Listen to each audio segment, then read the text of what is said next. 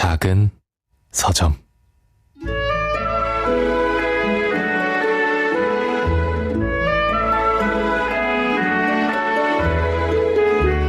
남자의 몸 아래 깔려 목이 졸린다. 정신이 아득해지고 팔다리에 힘이 빠진다. 죽는구나.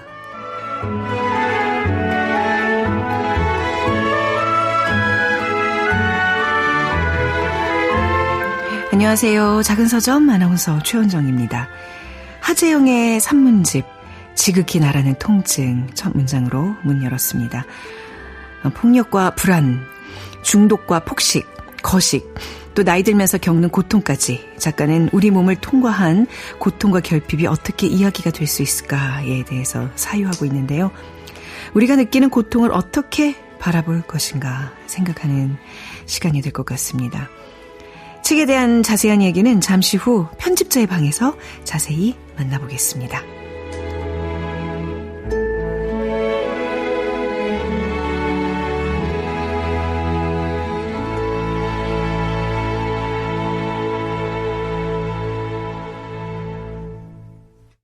네, 작은 서점 최원정입니다.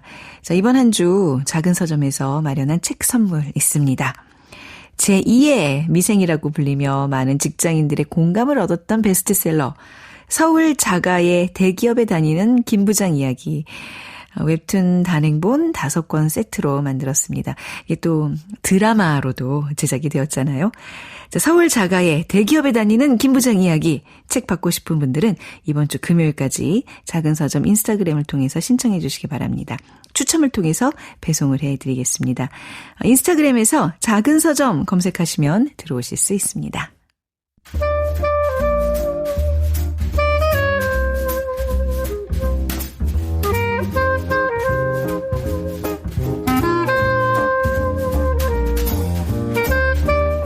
편집자들의 전성시대를 맞이합니다. 편집자의 방.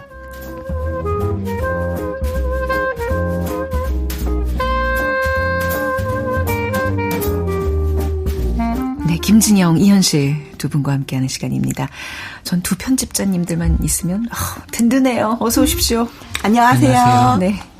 8890님께서 저는 첫 방송 때부터 두 분이 추천해 주신 책을 모으고 있는 작은 서점 주민입니다. 묵직한 책들이 많아서 공부가 많이 돼요. 와, 아니, 어떻게 생각하세요? 두 분이 추천한 책은 꼬박꼬박 사서 모으신다는 얘기인데. 제일 기쁜 얘기인 것 같습니다. 그야말로 우량주를 사서 모으시는 분이세요, 이분. 노후가 얼마나 든든할까요?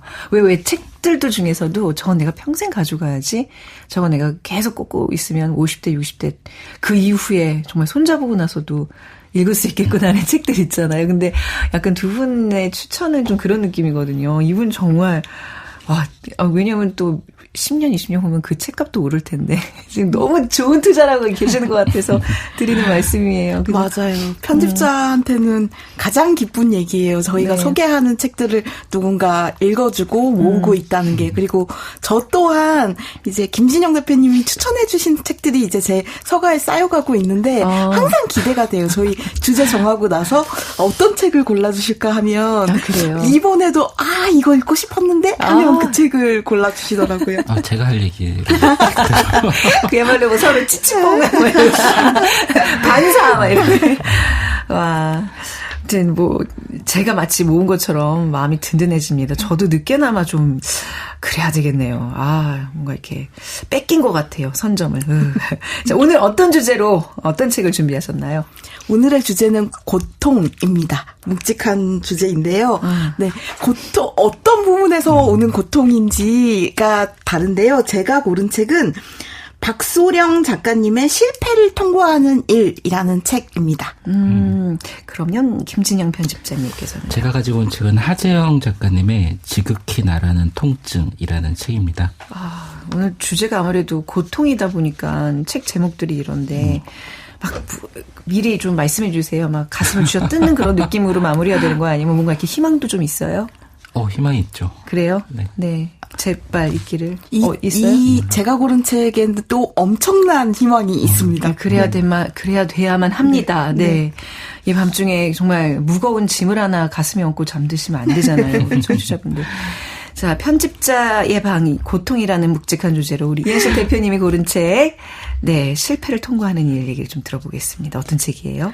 네, 인생을 바꾸는 3가지 방법이 있다는 농담 반 진담 반의 얘기가 이 책에 나오는데요. 인생을 바꾸는 3가지 방법 뭐가 있을까요? 뭐가 있을까요? 여기서는 이렇게 꼽습니다. 첫 번째로 우주에 나가는 것. 우주에 가서 이제 지구를 바라보면 인생에 대한 새로운 관점이 생긴다는 거고요. 두 번째는 죽음을 앞두는 것이라고 해요. 그리고 세 번째는 한 회사의 대표가 되는 것이라고 합니다. 웬일이야. 우주와 죽음과 네. 한 회사의 대표, 그게 거의 지금 동급으로 여겨진다는 거잖아요. 맞습니다. 저는 정말 동감하면서 읽었는데요. 너무 재밌다네. 네. 이 한 회사를 책임진다는 거는 이제 나의 생계와도 연관이 있지만 정말 많은 사람들과 엮여서 이제 내가 책임을 지고 끝까지 어떻게 보면 아이를 기르고 어떤 생명체를 길러가는 일 같다는 생각도 드는데요. 네. 그래서 이것이 주는 이 책임감과 고통이 참 큰 것 같아요. 이 박소령 작가님은 퍼블리라는 스타트업의 창업자입니다. 이 퍼블리는 굉장히 주목받았던 콘텐츠 업계였는데요. 네. 업이었는데요. 아주 이 저자의 경험을 판다라는 컨셉으로 한 작가에게 지금까지 한국에 없었던 콘텐츠를 쓰게 해요. 그래서 이거를 펀딩을 받아서 온라인에서 콘텐츠를 파는 업체였어요. 굉장히 주목을 많이 받았는데요. 이를테면 프랑크푸르트 도서전 리뷰랄지 칸 국제 광고제를 직접 어떤 저자를 보내서 리포트를 쓰게 하는 거예요. 네. 그래서 그것들을 펀딩을 했는데 초반부터 엄청난 반응이 있었습니다. 저도 펀딩을 했었고 심지어 이 퍼블리가 한창 성장할 때 정말 많은 콘텐츠를 제가 구독을 했었는데요. 그런데 이렇게 승승장구하던 퍼블리가 10년을 이어가면서 어떤 변화를 겪고 그리고 마지막에는 이 박소령 창업자님이 이 회사를 매각하고 본인이 대표이사에서 사임하면서 회사에서 내려오게 돼요. 네. 그 여정을 기록한 책인데요. 저한테 퍼블리는 정말 너무 눈부신 스타트업이었고 그리고 굉장한 규모의 투자도 이끌어냈던 굉장한 기업이었어요. 그런데 그 이면에 이 대표이사가 어떤 고통을 겪었고 어떤 싸움을 벌였는가에 대한 얘기가 이 책에 담겨 있습니다. 이현실 대표님이 또 직접 펀딩까지 하셨으면 네. 어찌 보면 그 화려한 어떤 성장 가능성만 보고 계속 같이 네. 펀딩을 하시면서 네. 지켜보셨을 텐데 그 이면에서 그 고통스러워하는 대표의 모습을 보면서 굉장히 그 느낌이 남다르셨겠네요. 맞습니다. 맞습니다. 전 전혀 몰랐거든요. 그리고 심지어 이 퍼블리가 매각될 때도 네. 정말 성공적으로 큰 기업에 잘 매각을 하셨구나 했는데 그런 줄 알았는데 그 순간까지도 정말 많은 고민들을 하셨더라고요. 네. 아니 근데 저 아까 전에 이 퍼블리라는 컨텐츠 기업 얘기를 조금 더 네. 궁금해서 여쭤보는 건데 네. 어떤 그 리포트, 네. 어떤 그런 글이잖아요. 네. 그게 상품이 될 수 있다는 게 좀 놀라웠었어요. 펀딩을 맞습니다. 할 정도로 네. 그런 그런 글을 쓰면 네. 여기저기 그거를 이제 기고하고 이러는데 그게 큰 돈이 돼요?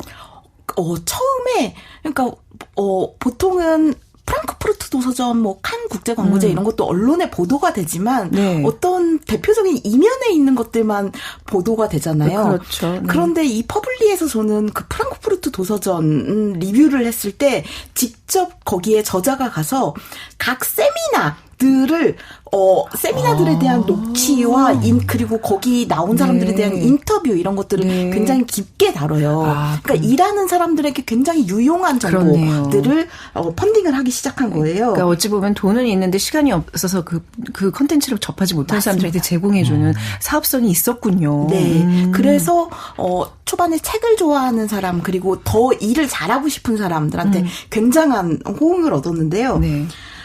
그런데 이 퍼블리가 중간에, 투자도 받고 회사가 점점 커지면서, 네. 이 박소령 대표님은 나중에 이제 자신의 오판 중에 하나로는, 네. 자신은 이렇게 콘텐츠를 좋아하는 사람이었는데, 중간에 채용 관련한 쪽으로 이제 사업을 확장해서 회사를 키워가야 되겠다는 생각을 한 거예요. 일종의 미국에는 링크드인이라고 해서 채용과 뭐 인력풀 커뮤니티 같은 게 있잖아요. 그런 거를 만들고 싶었는데 그쪽의 업계는 잘 풀리지 않게 된 거예요. 그러면서 저는 이 책이 돈과의 싸움 이런 책이 생각이 들었는데요. 법인 통장에 현금이 떨어져 가고 투자를 받기까지 정말 직원들 월급을 어떻게 주고 이 지출을 실시간으로 보는 고통이 정말 엄청나거든요. 그런 것들을 낱낱이 쓰십니다. 그래서 책에서 전 또 인상적이었던 게 이 퍼블리가 그 미국의 링크드인이 되고 싶은 그 서비스를 만들었다고 말씀을 드렸는데 그 링크드인 대표가 이런 말을 했대요. 창업은 절벽에서 뛰어내리면서 비행기를 조립해 나아가는 것과 같다. 어떡하면 좋아요. 정말 공감했습니다. 절벽에서 뛰어내리면서 막 떨어지는 와중에 막 그 비행기를 조립해서 어떻게든 얹어 타야 되는. 네. 그리고 죽는 거잖아요. 결국은 끝에 가서. 맞아요. 너무 비참한데요. 네. 그래서 참. 이 책은 어떻게 보면 김진영 대표님도 지금 이제 대표 아니 저 안 그래도 그 얘기했어요. 이거 일부러 올라오신 것 같아요, 연수 대표님이. 저한테 추천하시는 책 같아요. 김진영 대표님 한번 읽어보세요. 이런 차원에서. 절벽 앞에 딱 서 있는. 다 비행기 다 조립하시고 뛰어내리시죠. 제가 아직 사업자를 안 냈기 때문에 아직은 이 책을 읽으면서 이거 내가 하면 안 되는 거 아닌가? 그런 생각이 좀 드셨어요. 이게 일종의 경제 경영서인데 진짜 뭔가 이렇게 깨달음이 있으셨을 거 아니에요. 그렇죠. 절벽에서 뛰어내리는 와중에 비행기를 조립하는 일이라고 했잖아요. 근데 저한테는 아직 기회가 있더라고요. 안 뛰어내렸으니까. 또 마침 최근에 이제 뭐 출판사에서 같이 일하자는 제안을 주셔갖고 제가 거절했었거든요. 그 와중에 이 책을 읽으면서 다시 아닌데 거절하면 안 되는 거 아닐까 이 생각이 살짝 들기도 하고 그 돈과의 싸움에 대한 아주 처절한 이야기들이 막 나와요. 네, 맞아요. 가족들한테 막 돈을 빌리고 카드 뭐 하고 뭐 이런 얘기들 나오는데 남 얘기가 아니고 맞아요. 그리고 막 개인 카드 긁으면서 버티고 막 그 안에 이런 두 얘기들이 가지의 자아가 이제 뛰어내려라고 어떻게 지금 약간 그래서 진짜 이 책을 읽고 마음속 깊이 막 움찔움찔 하시는 게 진짜 있으신 거예요? 그러니까 사실은 제가 이 책을 절반까지 읽었거든요. 근데 절반까지 읽다가 너무 가슴이 어떤 부분에서는 탁탁 막히는 게 있고 또 어떤 부분에서는 가슴이 막 뛰어요, 사실은. 그러니까 저는 퍼블리의 이 성공 사례가 저는 이 출판이랑도 좀 다르지 않아서 출판인들이 되게 호감을 가지고 지켜봤었거든요. 맞습니다. 그런데 콘텐츠를 가지고 이렇게 장사를 이렇게 판다는 것이 대단히 어려운 일이잖아요. 그렇죠. 특히 책은 어쨌든 물성을 만들고 막 이러지만 퍼블리는 다른 방식으로 하니까. 근데 퍼블리가 막 성공하는 것처럼 보였고 사업이 확장되는 걸 우리가 지켜보면서 와 이거 되는구나. 이런 생각 했었거든요. 네. 그러니까 지금 두 분이 똑같은 말씀하신 거예요. 이런 생각 했었는데. 겉에 화려한 모습만 지금 보고. 근데 책을 보니 이분은 엄청 치열하게 또는 좌절도 하고 이러면서 해오셨더라고요. 그러니까 진짜 왜 호수에 오리가 한 마리 백조라고 합시다. 백조가 하나 우아하게 떠 있는데 그 아래서 엄청난 물갈퀴질을 하듯이 정말 그 어떤 자전거가 계속 이어나가기 위해서는 좀 끝없이 페달질을 해야 되듯이 우리가 그 이면을 좀 들여다볼 수 있는 책이군요. 아니 왜냐면 주변에 이제 제 나이 정도 되니까 회사 생활을 어느 정도 하고 나 이제 좀 여기에 자신감이 있어요. 지금 약간 김준영 대표님과 좀 비슷한 결인데 사업을 본인이 대표로 이제 나와서 하려고 하는 친구들이 꽤 지금 줄을 쫙 서 있어요. 고럴 나이잖아요. 이 책 오늘 저녁 때 친구들 만나는데 사가야 되겠다. 맞아요. 진짜로 너무 큰 도움이 될 것 같아요. 그리고 지금 굉장히 화제가 되고 있는데요. 저도 사실은 반성한 면이 있어요. 뭐냐면 저는 사실 그런 생각들을 많이들 하시거든요. 어떤 CEO가 자기 사업을 접고 나면 이 얘기를 쓰겠다고 갖고 오신 분들이 많이 있었어요. 근데 그래요? 저는 사람들은 실패한 얘기에는 관심이 없습니다. 라고 했는데 이 책은 다른 거예요. 이 책은 굉장히 그리고 적나라하게 쓰여 있습니다. 그 돈에 의해서 고통받는 얘기들도 있지만 저는 아주 용감한 책이라고도 생각을 했던 게 자신이 내린 오판들에 대해서도 정말 냉철하게 기록을 하고 있어요. 그리고 누구나 리더들이라면 좋은 판단을 할 때도 있지만 이렇게 오판을 할 때도 있을 거거든요. 네. 그런 것들을 복귀할 수 있게 하는 책이고요. 또 저는 아까 이 책에 그러나 이 책은 CEO들한테 어떻게 보면은 공포 영화 같은 책이기도 한 동시에 근데 저는 굉장한 희망을 느끼기도 했어요. 왜냐하면 이 고통스러운 10년의 여정을 기록하고 이 박소령 대표님은 이렇게 얘기하거든요. 나는 컨텐츠를 좋아하는 사람이다. 컨텐츠가 인생을 바꾼다고 믿는 사람이다. 그런데 자신의 10년의 이 실패의 여정마저도 이렇게 멋진 컨텐츠로 완성을 해낸 거예요. 그리고 자신이 연 이 회사를 끝까지 책임을 지고 이 회사를 본인은 더 이끌어가지 못하지만 이 회사를 계속 이어갈 수 있게 하는데 잘 매각을 하셨어요. 그러니까 끝까지 책임을 진 거죠. 그러니까 처음부터 끝까지의 이 여정을 정말 너무 고통스럽지만 용감하게 해낸 것을 보고 저는 이 박소령 대표님이 다음에는 어떤 사업을 하실까? 저는 그렇다면 또 펀딩을 하겠구나 이런 생각이 들더라고요. 어떤 사업가로서의 어떤 그 신뢰를 주는 또 책일 수도 있다. 그렇습니다. 이게 문체가 좀 독특하다면서요. 뭐 했다 했습니다로 끝나는 게 아니라 했음. 네. 이렇게 뭐 기록 문건처럼. 맞습니다. 네, 일부러 그렇게 하신 건가요? 네. 저도 참 이게 신기했는데요. 보통은 책이 뭐 했습니다. 이렇게 되고 했음 이런 거는 공문서나 그쵸. 메모나 뭔가 이런 종류의 문서에만 기록이 되는데 이 음승체가 이 책의 또 정말 매력적인 부분입니다. 그러니까 이 책을 보면 정말 눈물 없이 볼 수가 없는데요. 실제로 눈물도 많이 흘리시고 이런데 네. 그런데 그런 스스로를 감정적으로 기록하지 않고 이 팩트를 하나하나 정말 마치 조선왕조실록을 기록하듯이 그렇게 기록하기 위해서 네. 저는 음슴체를 쓰신 것 같아요. 네. 그리고 이것이 아주 단호한 매력이 있습니다. 그러니까 자기를 연민하지도 않고 또 그렇다고 막 자기를 변호하려고도 하지 않고 자기를 미화하려고도 하지 않아요. 저는 이 문체에서 오는 또 힘이 있었다고 느꼈습니다. 네, 우리 혹시 김주영 대표님도 이 네. 있음, 했음 이런 거에 좀 어떤 매력이 좀 느껴지셨어요? 굉장히 매력적이고요. 근데 이런 문체를 사용하면서도 굉장히 문장이 아름다워요. 아름다워요? 했음으로 끝나는데? 네. 굉장히 아름답고 어떻게 이렇게 직설적으로 네. 자신의 어떠한 치부를 드러내면서 그러면서도 이렇게 아름답게 쓸 수 네. 있을까? 맞습니다. 그런 생각을 하고 읽었어요. 네.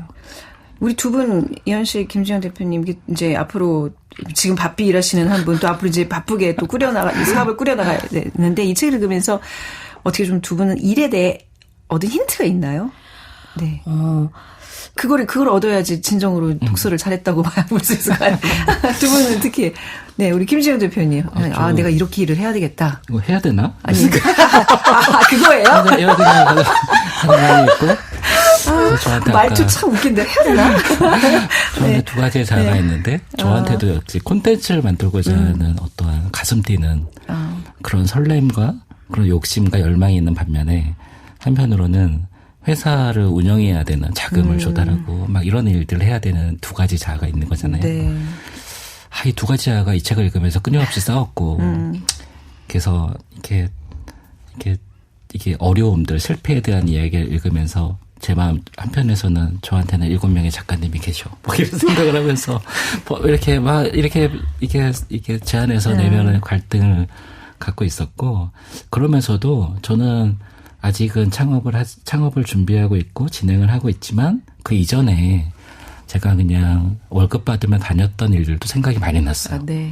그때도 생각이 많이 났고 특히 당시에 제가 많이 싸웠던 사장님들이 생각이 많이 났고 네. 그분도 얼마나 힘드셨을까? 그분도 한 어떤 기업의 네, 그분의 대표시니까. 입장에서 제가 네. 충분히 서지 못하는 건 아니었을까? 이런 맞네요. 생각도 좀 들었었고. 역지사지할 수 있는 힘도 생기고 그리고, 반면교사도 되고. 맞습니다. 그리고 제가 제가 뽑았던 이제 중간 관리자로서 제가 뽑았던 이제 동료들이 있을 거잖아요. 네. 편집자, 마케터들.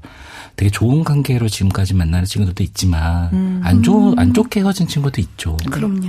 그게 다 또 이렇게 그러니까 그들과 제가 사이가 안 좋게 된 이유 중에는 제가 잘못된 선택을 한 것도 있는 것 같아요. 네. 그러니까 그들이 뭐 모자라서 뭐가 부족해서가 아니라 제가 다른 기준을 가지고 그렇죠. 네네. 그들을 대하지 않았을까 이런 것도 좀 많이 되돌아봤던 것 같아요. 또 스스로에 대한 반성까지도 끄집어낼 수 있는 책. 굉장히 전 사실 못 읽어봤습니다만 굉장한 힘을 가지고 있는 책이네요. 이 박소령 이 대표님이란 분이 실례지만 연세가 어느 정도 되세요? 뭐 나이가 중요한 건 아니지만 나이에 비해서 굉장히 내공이 강할 것 같아요. 좀 어리실 것 같다는 생각이 좀 들어요. 40대. 그러니까. 40대인데요. 네. 아직 그 실패를, 그러니까 사람들한테 얘기하면서 그 실패를 즐길 줄 아는 분이에요. 이분은 재기의 가능성이 있기 때문에 이게 가능한 거예요. 그죠? 네. 그리고 이분이 정말 한국에서 이런 온라인 콘텐츠 그리고 이 퍼블리의 콘텐츠들이 참 재밌었던 게 그냥 긴 글을 쭉 늘어놓은 게 아니고, 네. 하나의 글을 읽는데 몇 분이 걸리고, 이거를 지금까지 완독한 사람은 또, 얼마가 걸렸고, 그런 통계들을 쭉 보여주셨어요. 그러니까 정말 새로운 플랫폼이었는데, 이분이 서울대 경영학과를 졸업하고, 이제 하버드 케네디 스쿨에서 공부를 하시고, 돌아와서 한국에 이런 멋진 플랫폼을 만들어야 되겠다라는 생각으로 10년을 쭉 달려오신 거거든요. 저도 이분한테 참 배운 게 많은데, 그리고 이 책을 통해서 저는 이분을 더 존경하게 된 것 같아요. 그리고 이분도 마지막에는 생각하신 것 같아요.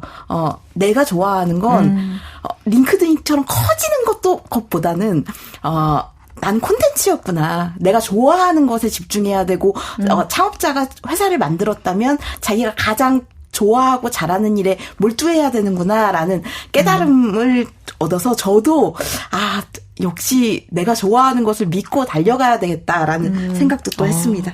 이 책의 부제가 비전 사람, 돈을 둘러싼 창업가의 기록이라고 돼 있는데 이 책에서 사람에 대해서는 어떤 이야기를 들려주고 있어요? 저는 또 사람에 대해서 이분께 정말 큰 영향을 미친 좋은 사람들이 있어요. 마지막까지 같이 간 이제 후배들, 동료들이 있고요. 그 후배들과 마지막에 이렇게 모든 전투를 끝내고 산책을 하거나 밥을 먹는 장면 같은 것들은 굉장히 아름다웠어요.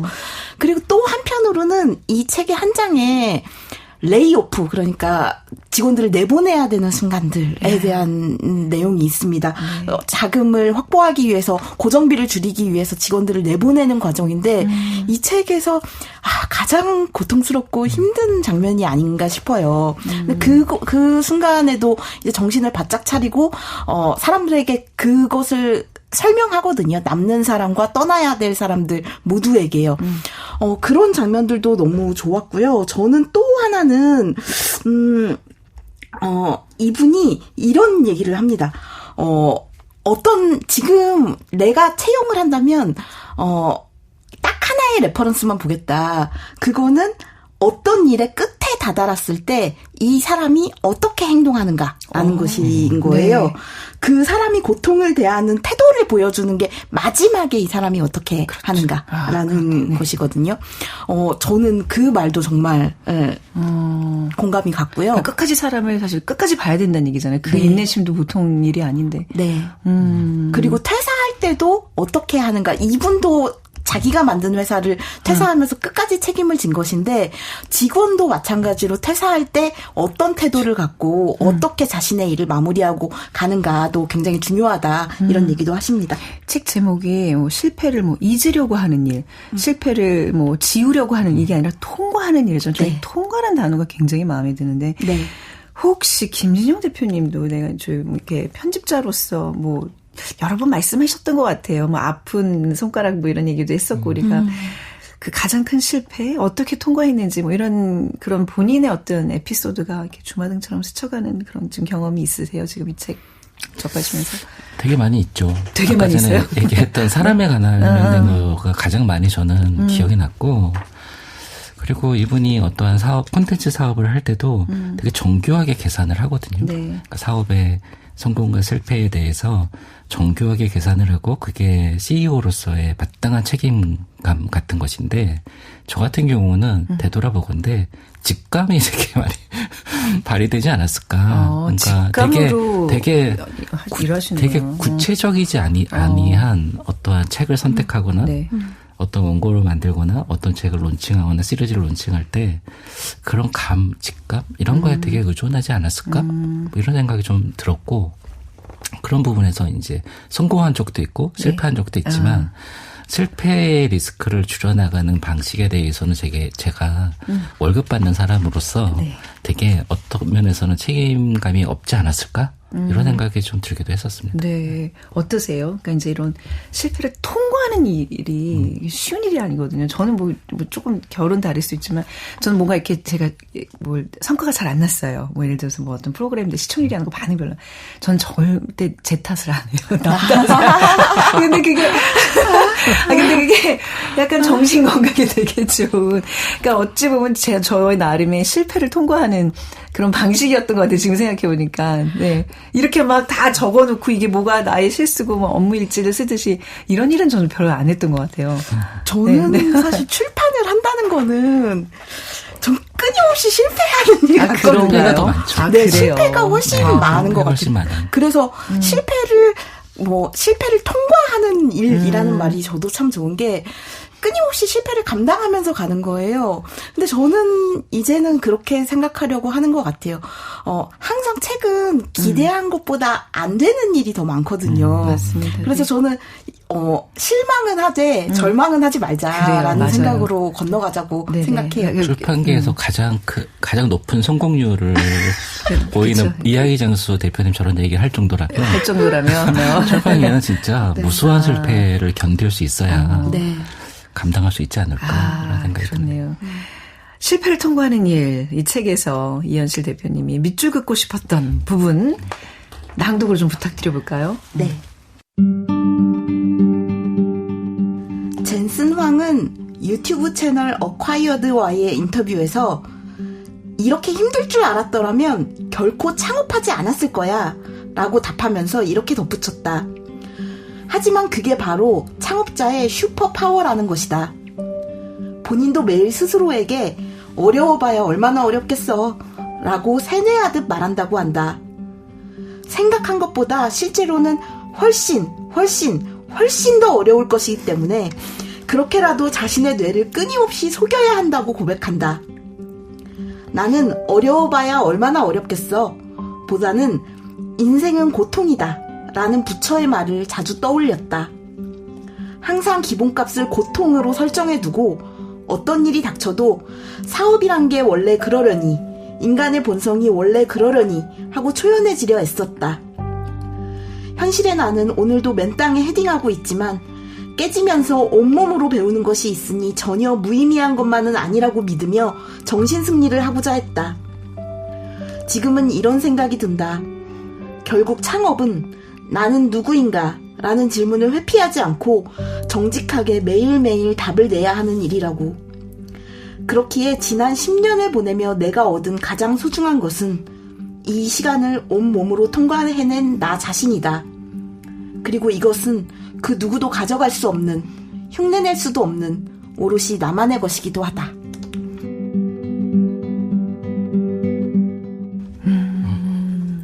거기서 제가 아까 했던 얘기랑 일맥상통하는 부분은 정신승리. 항상 정신승리 하려고 애쓰는. 근데 진짜 이게 이 창업, 10년 하셨다 그랬나, 이분이? 네. 거의 무슨 수도승의 길을 걷는 그런 고통스러운 길이었다는 생각이 드네요. 맞아요. 한 회사를, 유지하는 건, 결국은 정말 자기 인생을 잘 살아야 되는 일이기도 한 것 같아요. 그러면서 감정에 휘둘리지 말고 또 상황에 휘둘리지 말고 그래야 되는 것이로구나. 네. 그래서 이 책은 저한테 아주 멋진 경제 경영서이기도 하지만 저한테는 굉장한 문학서처럼 느껴지기도 했거든요. 네네. 되게 많이 눈물을 흘리고 절망하고 하지만 결국에는 이 실패도 하나의 과정임을 받아들이고 네. 새로운 여정으로 나아가는 일처럼 느껴졌어요. 경제 경영서이긴 하지만 또 한 그 인생의 서사가 있기 때문에 문학서로도 읽힐 수 있다. 혹시 또 김진영 대표님도 낭독해 줄 부분이 있으세요?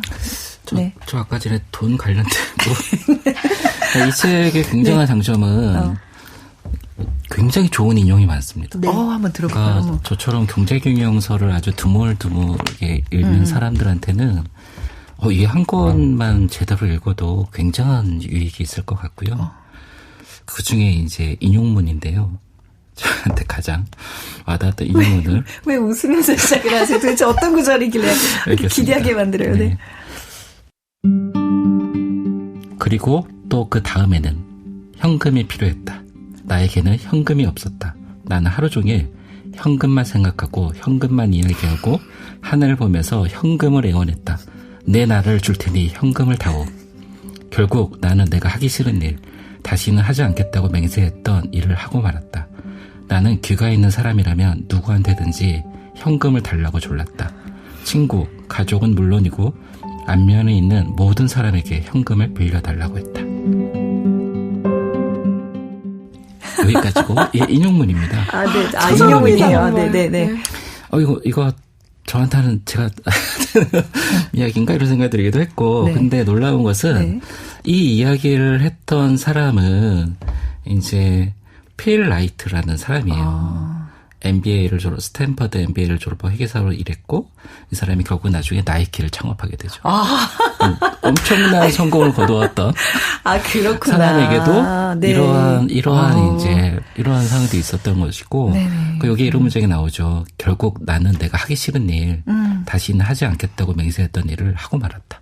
결국 사업이라는 게 결국 이런 거 아닐까? 이런 생각이 들고, 그래서 해야 되나 말아야 되나 그런 생각을 하면서. 네. 정말 이 책에는 월마트, 넷플릭스, 나이키 이런 엄청난 기업인들의 경제 경영서를 소개하는 명문장들이 또 많이 실려 있고요. 그와 동시에 또 다른 콘텐츠 인용들도 있어요. 맞아요. 저는 또 제가 밑줄 그었던 부분 중에 하나는 이 박소령 대표님이 대표의 역할을 딱 한마디로 규정을 합니다. 뭐냐면 회사에 돈이 떨어지지 않게 하는 것. 맞아요. 진짜로. 네. 너무 중요한 얘기네요. 그러면서 이분이 아까 그 현금을 간절하게 찾아다니면서 바람과 함께 사라지다의 대사를 인용하는데 저는 이거 읽다가 울었거든요. 정말. 네. 뭐냐면 하늘의 맹세코 절대 무너지지 않겠어. 난 살아남을 거야. 그리고 모든 게 끝나면 다신 굶주리지 않겠어. 나도 내 사람들도 거짓말하고 훔치고 살인을 해서라도 하늘의 맹세코 다신 굶주리지 않을 거야. 이 대사를 인용합니다. 네.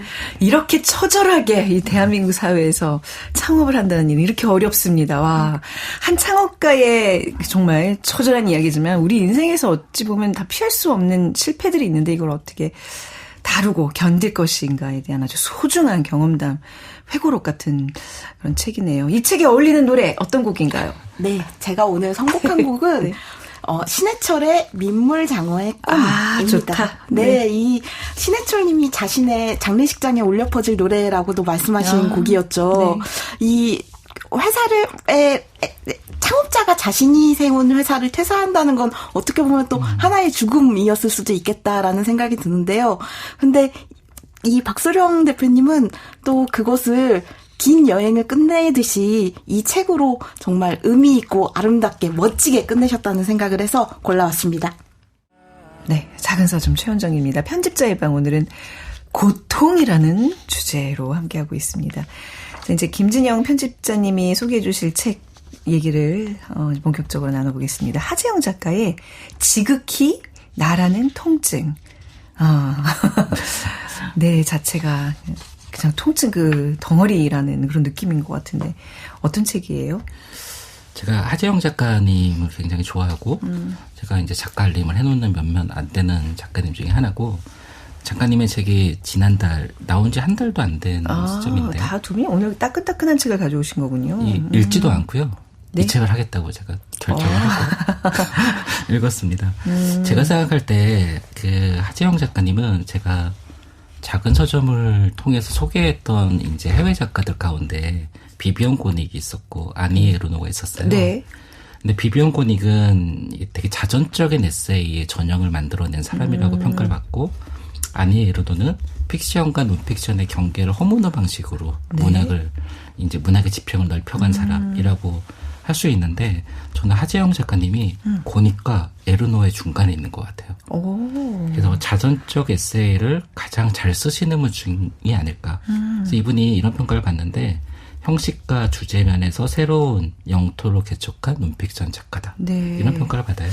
아니 우리 김진영 편집자님이 그동안 가져온 책들을 보면 이런 어떤 자전적인 에세이, 특히 이제 좀 여성 작가 이런 거에 좀 관심이 있으신 것 같아요. 그렇죠? 그건 대부분 지금 생각해보니까 그렇네요. 근데 저만 예. 그런 건 아닌 것 같고. 예. 그러니까 특히 문학 에세이판을 보면 제가 볼 때는 여성 작가들의 시대인 것 같아요. 그러니까 남성 작가들이 기존에 이제 아주 굳건한 위치를 차지하고 있었던 작가님들 계셨지만 네. 그분들 이외에 이제 그분들도 이제 예전 같지는 않은 것 같고 최근에 등장하는 작가님들을 보면은 여성 작가들의 시대가 아닌가라는 생각이 드는데 저는 그게 생물학적으로 여성이기 때문에 여성 작가가 아니라 여성적 글쓰기를 하는 방식 때문이라는 생각이 들었어요.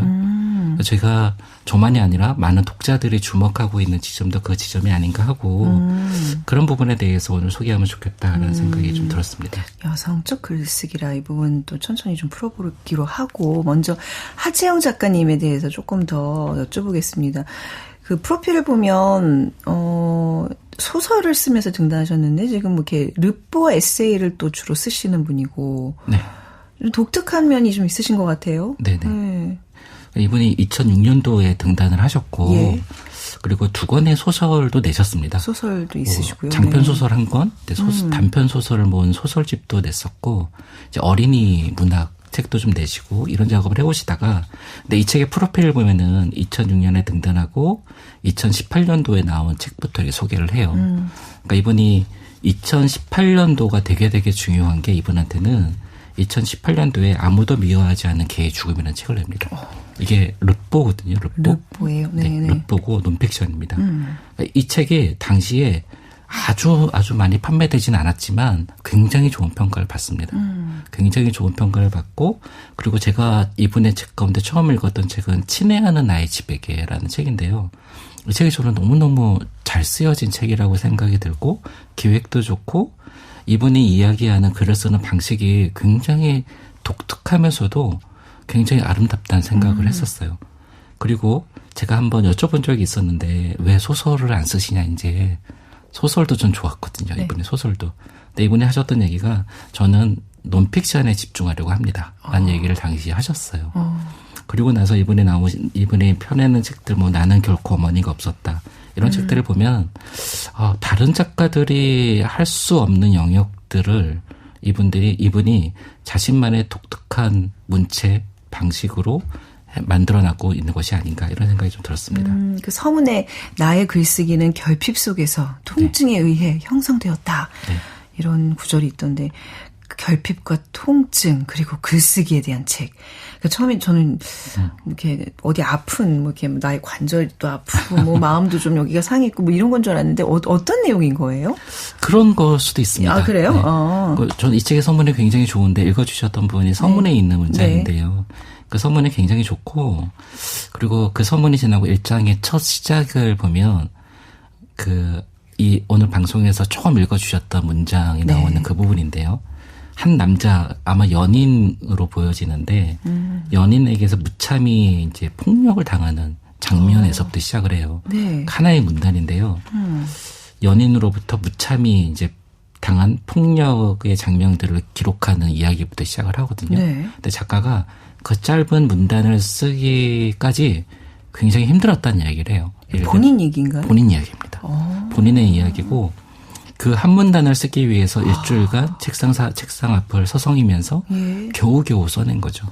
그러면서 이분이 이제 나를 괴롭혔던 내 안에 있었던 이런 통증에 대한 것에 대해서 직면하기로 결심합니다. 네. 그로부터 10년이 지난 다음에 그러니까 그 폭력을 당한 다음에 10년이 지난 시점에서 그거를 썼을 텐데 10년이 지난 시점에서 작가는 이런 걸 겪어요. 신체형 장애라고 뭐 이런 겁니다. 내과적 이상이 없는데 복부 통증을 간헐적으로 막 겪는 거예요. 네네. 또는 아주 극심한 소화불량이 막 찾아온다든지 예. 혀가 불타는 듯한 구강장 열감, 증후군 뭐 이런 것들, 불면증, 공황장애 이런 것들이 막 생기는 거죠. 그래서 내과에 가서 진단을 받았는데 아무런 걸 찾아내지 못했는데 결국에는 정신의학과에서 이 원인들을 찾아내요. 외상 후 스트레스 장애, 양극성 장애 네. 이런 진단을 받죠. 여기서 이제 외상 기억이라는 게 나오는데 예. 외상 기억과 기억이 좀 다르거든요.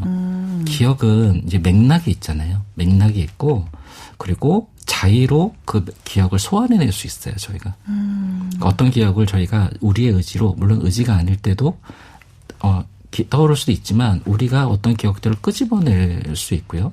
그리고 그거는 언어적인 서사를 갖는데 외상 기억은 맥락이 없이 등장합니다. 네. 아무런 맥락 없이 난데없이 내가 기억하지 못하고 내가 아주 잊고 있었다고 생각했던 것들이 어떤 감각이나 어떤 심상으로 갑자기 돌출되는 거죠.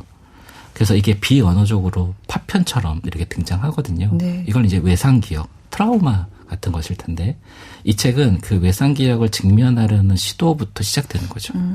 그래서 작가님이 이런 결심을 합니다. 나를 이해하고 나를 벗어나고자. 그래서 글을 쓰기 시작한다. 이런 얘기를 합니다. 작가가 실제로 겪었던 그 폭력에서 오는 고통, 그 통증을 그렇게 적나라하게 다뤘다는 게 좀 마주하기가 쉬운 책은 아닌 것 같다는 지금 생각이 들거든요. 이현실 대표님은 이거 읽으실 때 어떤 느낌이셨어요? 저는 저 역시 이제 여성이기 때문에 네. 공감하는 면이 정말 많았는데 저는 또 이 책에서 가장 인상적이었던 세 가지 키워드는 저는 몸과 술과 글이었어요. 네. 특히 몸에 대한 얘기는 너무 인상적이었는데 이 작가님이 발레를 어린 시절에 했었거든요. 근데 발레는 정말 거의 참혹할 만큼의 몸에 대한 어떤 기준을 요구하는 엄청난 스트레스를 주죠, 몸에. 네. 그런데다가 키도 저는 잘 몰랐는데 키도 한 160 정도까지는 자라야 이제 발레리나로서 가능성이 있다고 보는 모양이에요. 근데 키가 너무 자라고 싶어서 이분이 막 분유를 퍼먹어요. 아이처럼 크지 않을까. 네. 근데 그런데도 크지 않았고 맨 앞줄에 서 있었는데 몸이 키가 안 자라고 몸이 그 기준에 맞지 않으니까 선생님이 이분을 버리기 시작하는 거죠. 그래서 이런 장면도 나옵니다. 이 발레 학원에 다니는 아이들은 다 허기에 시달리고 먹을 거를 갈망을 하는데 이 선생님은 물만 먹어도 살찐다 라면서 아이들한테 되게 강압을 주는 거죠. 네. 근데 어느 날 이 카페에 체리 빙수를 먹으러 이 발레 학원 친구들이 간 거예요. 네. 근데 갑자기 누군가 밀고를 했는지 그 선생님이 그 빙수 먹는데 와서 저는 이것이 가장 무서운 폭력이라고 생각했는데 뭐라 그랬어요? 이 하재영 작가님 친구의 뺨을 칩니다. 그리고 그 친구를 끌고 나가는데 하재영 작가님은 거기 그냥 남겨둡니다. 너는 어차피 안 되래. 이게 맞는 사람보다 남겨진 사람의 그 고통이 훨씬 크겠네요, 진짜. 와. 그래서 이 하재영 작가님이 혼자 남아서 그 체리빙수 2그릇을 먹었던 그 장면을 묘사하는데 저는 하재영 작가님은 정말 굉장한 이 논피션 작가다라고 생각을 했어요. 왜냐하면은 정말 이 자신의 트라우마를 쓰는 것이 가장 어려운 일이라고 생각하는데 네. 이 책에는 하재영 작가님의 이런 에피소드들이 정말 처참하게 담겨 있는데 그래서 더 공감이 됩니다. 누구의 마음속에나 있는 다른 형태로 기록되어 있을 고통일 거거든요. 네. 근데 이렇게 구성들을 보면 뭐 책상 위에서 거울 앞에서 짐승 곁에서 뭔가 이게 그분이 고통을 느꼈던 어떤 장소, 상징들을 의미하는 건가요? 어떤 구조죠, 이게? 이 책이 약간 수미상관 구조라고 하잖아요. 네. 처음과 마지막이 같은 주제를 다루고 제가 볼 땐 그런 구조인데 일부가 책상 위에서가 책상이 뭐냐면 처음에 이제 통증에 대한 아주 자신이 겪었던 각별하고 고유한 그 통증에 대한 기억부터 시작을 하고 정신의학과 소송을 하려고 변호사를 만나는 장면이 나오고 근데 그게 다 소송을 포기하고 나서 이분이 했던 일들이 뭐냐면 책상 앞에 앉는 거였어요. 그리고 글을 쓰는 거였죠. 그래서 책상은 굉장히 그러니까 버지니아 울프의 자기만의 방이라는 책처럼 네. 그러니까 여성이 자신이 겪었던 이러한 통증, 이런 기억들, 이런 외상 기억들을 직면하기 위한 장소이기도 해요. 네네. 그러면서 또 하나는 이 통증과 욕망이 저는 연결되는 것 같아요. 그래서 책상은 자신의 욕망을 발화시키는 장소인 거죠. 그래서 일부는 사부랑 연결이 되는데 네. 사부의 첫 번째 글이 통증의 에세이즘입니다. 저는 이 글이 너무 좋은 글 같아요. 그래서 이 하재영 문학을 어떻게 정의할 수 있냐면 저는 통증의 에세이즘이라는 챕터를 보면 이분이 어떤 문제의식을 갖고 어떤 작업들을 하고 계시는지를 알 수 있는 글인 것 같고 저는 많은 분들이 읽었으면 좋겠고 네. 그리고 2부와 3부는 그러니까 1부와 4부가 이제 열고 닫고 이 통증에 대한 글쓰기 뭐 이런 이야기를 한다면 2부와 3부는 훨씬 그러니까 1부 이야기만 읽어보면은 이거는 작가님만의 경험했던 이야기 아닌가 이런 생각을 할 수 있지만 우리 이현실 대표님이 하셨던 얘기처럼 모든 여성들이 겪는 문제점들을 하나씩 이야기합니다. 그러니까 거울 앞에 선 여성만이 겪는 이야기들, 몸에 대한 것들, 먹는 것들에 대한 거, 다른 사람들의 시선에 관한 것들, 그리고 중독의 문제도 나오고 이런 것들로 이야기하게 됩니다. 그래서 우리가 생각해보면 그렇잖아요. 저도 그런데 제가 어린 시절에 읽었던 세계문학 전집이 있었는데 그 전집의 특징이 뭐냐면은 남성 작가고 백인이고 영어로 된 책인 거예요. 그러니까 철저하게 주류들이 만들어놓은 세계 속에서 있었던 것이죠. 특히 우리나라는 영어를 쓰지 않지만 이 남성 권력이 엄청나게 강력한 나라 아니겠습니까? 이런 나라에서 성장해야 됐던 여성들이 겪는 그런 어려움들이 있는 거죠. 그런 외상격들이 있는 것이죠. 그런 것들의 목록들이만 나오고 그런 목록들이 하나하나 따로따로 존재하는 게 아니라 다 연결되어 있는 걸로 이야기를 해요. 아까 말씀하셨던 여성적 글쓰기가 이제 그런 의미군요. 혹시 좀 이 책에서 아까 너무너무 좋았던 부분이 많았다고 하셨는데 몇 개 좀 읽어주세요. 좋은 문장 좀 읽어주세요. 그 여성적 글쓰기를 이야기하는 부분을 좀 읽어드리고 싶습니다. 다시 명명이다. 나 자신을 나처럼 무명의 처지에 놓인 타자를 사랑의 이름으로 부르는 일. 이 이름이 부여한 임무는 세상이 믿어주지 않는 어쩌면 믿고 싶어하지 않는 이야기를 하는 것이다. 저주받은 카산드라의 예언처럼 세상이 듣지 않는 것을 말하기로 세상의 질서를 교란하기, 교란된 틈새에서 미지의 언어와 사유를 길어올리기. 이것은 여성적 글쓰기가 감내해야 할 숙명이자 여성적 글쓰기에 내재된 가능성이다. 이분이 여성의 글쓰기와 여성적 글쓰기를 구별하세요. 그러니까 여성의 글쓰기는 정말 생물학적인 여성이 쓰는 글이라면 여성적 글쓰기는 다른 맥락을 갖는 거죠. 그러니까 기존의 남성적 글쓰기가 만들어왔던 그런 통념들을 거스르는 것, 그리고 사회적 통념과 습속에 대립하는 것, 체제를 의심하는 것, 가부장제의 균열을 내는 글쓰기 이런 것들이고 김혜순 시인의 이제 문장을 인용을 하는데 이제까지 밖에서 주어졌던 자신의 정체성에 대한 반동으로부터 터져나오는 위반의 언어 이게 이제 여성적 글쓰기라고 정의를 해요. 그러니까 저는 이런 문장을 읽으면서는 이게 여성적 글쓰기는 여성만이 하는 글쓰기는 아닐 거라는 생각이 들었고 저는 남자지만 이 책을 꼭 다들 남성 독자들이 읽으면 좋겠다 이런 생각이 좀 들었습니다. 굉장히 섬세한 부분까지 이렇게 분석을 해주셨습니다. 이현실 대표님도 지금 펼쳐놓은 부분 뭔가 저희한테 소개해주고 싶은 거죠? 아까 김진영 대표님이 백미로 꼽으신 통증의 에세이즘, 저도 에세이를 참 사랑하는 독자로서 너무 좋았는데요. 거기서 읽어드리겠습니다. 솔직함이란 무엇인가? 장르로서의 에세이는 육체적 고통에서 비롯하든 정신적 고통에서 비롯하든 상처 입은 내면을 솔직하게 드러낸다고 여겨지는 글쓰기이다. 냉소적으로 말하면 저마다 아픈 시대에 자신의 아픔에 집중하는 글이라고 할 수도 있을 것이다. 이런 글은 읽는 사람으로 하여금 감정적 부담을 지우고 자의식의 과잉으로 말미암아 지나친 동일화를 요구하는지 모른다. 아픈 사람의 이야기를 읽을 때 나는 타인의 고통을 느끼는지 타인의 고통이 불러낸 나의 고통을 느끼는지 분간하지 못한다. 고통을 쓰는 나와 읽는 나는 모두 고통의 한가운데에 놓인다. 이 같은 맥락을 고려하면 에세이는 솔직함을 명목으로 자신에 대해 모든 것을 발설하는 장르가 아니라 정직함을 윤리의 기준으로 삼는 장르여야 하는지 모른다. 솔직함이 말해지지 않아야 할 것까지 말해버리고 싶은 충동에 자주 굴복한다면 정직함은 무엇을 감추고 무엇을 남길지 스스로를 집요하게 추궁한 끝에 도달하는 지점이다. 흔히 에세이를 자기의 모든 거를 솔직하게 말하는 장르라고 하는데 저는 솔직함과 정직함이 다르고 하재영 작가님이 그 정직의 윤리에 가닿는 에세이스트 논픽션 작가라는 생각을 했습니다. 네.